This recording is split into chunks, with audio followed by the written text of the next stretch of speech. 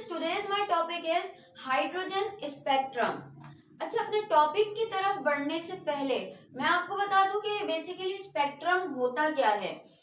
आपको पता है कि जब व्हाइट लाइट किसी मीडियम से गुजारी जाती है, ऐसे मीडियम से जो कि व्हाइट लाइट को 7 रंगों में तोड़ दे, वो हमारे पास कहलाता है डिस्पर्जन ऑफ लाइट, यानी कि splitting of white light into 7 colours.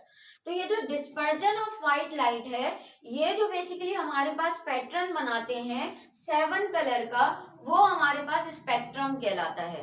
कि ये जो स्पेक्ट्रम है बेसिकली हमारे पास जो है वो अगर फर्स्ट के तौर पे ये व्हाइट लाइट है और ये किसी जो है वो मीडियम से गुजरी और गुजरने के बाद ये हमारे पास 7 रंगों में क्या हो गई, डिस्पर्स हो गई।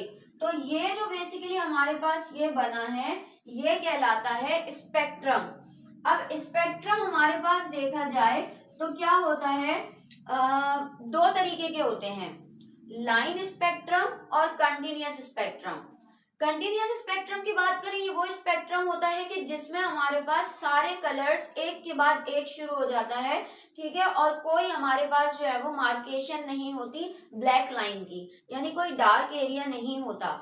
एक कलर पे, उसके बाद दूसरा कलर पे, तीसरा कलर पे, चौथा कलर। और अगर जब हम बात करते हैं लाइन स्पेक्ट्रम की, तो लाइन स्पेक्ट्रम हमारे पास वो एक स्पेक्ट्रम होता है कि जिसमें हमारे पास डार्क स्पेस मौजूद होती है, ठीक है, हर कलर के बीच में। तो ये जो हमारे पास लाइन स्पेक्ट्रम होता है, ये भी 2 तरीके का होता है, एब्जॉर्प्शन स्पेक्ट्रम और एमिशन स्पेक्ट्रम।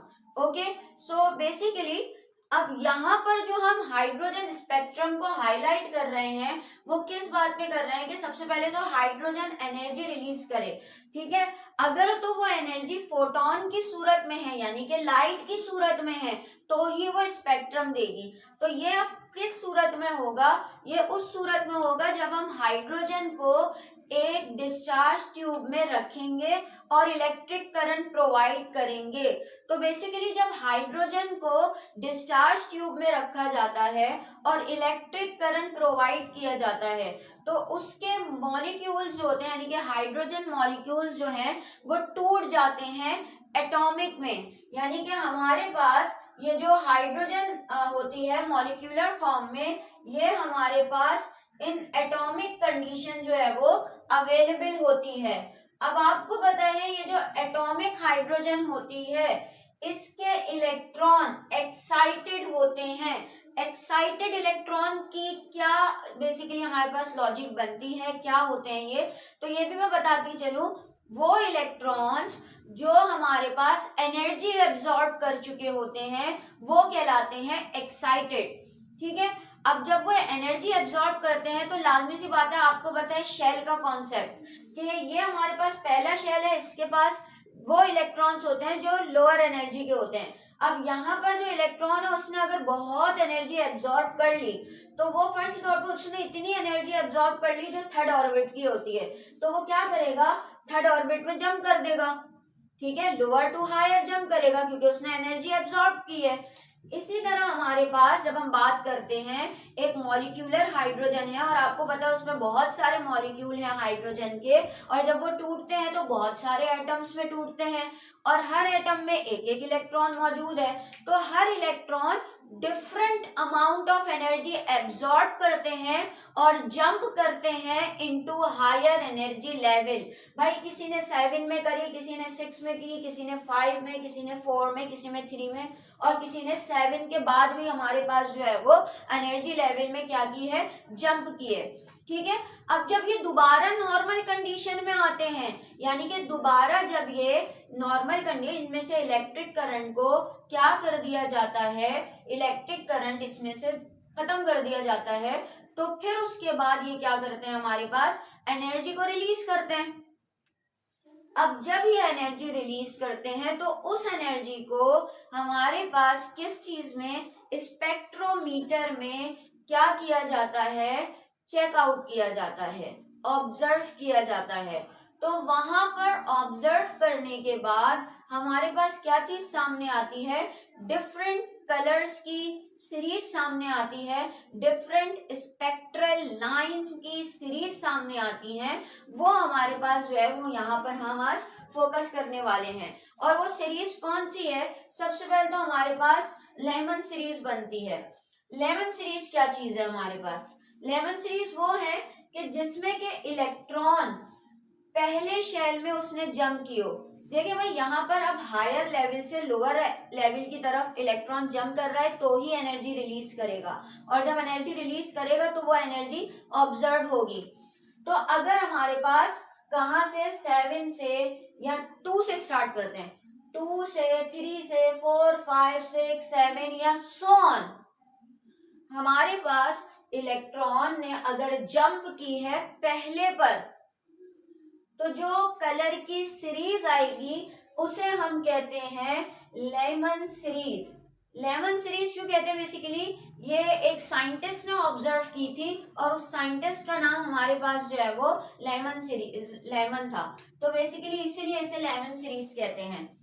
फिर मैं आपको यहाँ पर बताती चलूं, अगर तो हमारे पास इलेक्ट्रॉन तीसरे से चौथे से 5वें 6ठे 7वें या 8वें या सो ऑन, यहां से अगर ये जंप करता है सेकंड एनर्जी लेवल पर, तो हमारे पास जो कलर की सीरीज बनती है, जो स्पेक्ट्रल लाइन सीरीज बनती है, वो हमारे पास बाल्मर सीरीज बनती है, जो हमारे पास जो है वो एक साइंटिस्ट के नाम पर है, बाल्मर।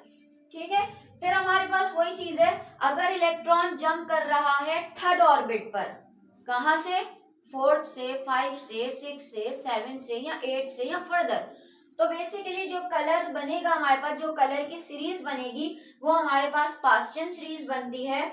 इसी तरह अगर हमारे पास फोर्थ ऑर्बिट में इलेक्ट्रॉन जंप कर रहा है किसी भी हायर लेवल से, तो हमारे पास जो स्पेक्ट्रल लाइन सीरीज बनेगी वो ब्रैकेट सीरीज बनती है।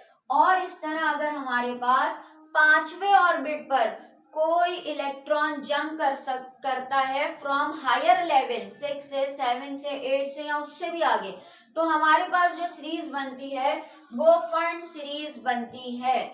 तो ये बेसिकली डिफरेंट सीरीज है सिर्फ हाइड्रोजन एटम की, जो कि ऑब्जर्व की गई स्पेक्ट्रोमीटर में कि किस तरीके से स्पेक्ट्रल लाइन हमारे पास फॉर्म कर रही है। अच्छा, हमारे पास आपको पता है कि कितनी वेव एनर्जी हमारे पास जो है वो एब्सॉर्ब हुई है या एमिट हुई है, उसको हम इस फॉर्मूले से मालूम करते हैं। ये हमारे पास रेडबर्ग कांस्टेंट है, जो कि जिसकी हमारे पास वैल्यू होती है 1.09678 मल्टीप्लाई 10 की पावर 7, ठीक है, पर मीटर।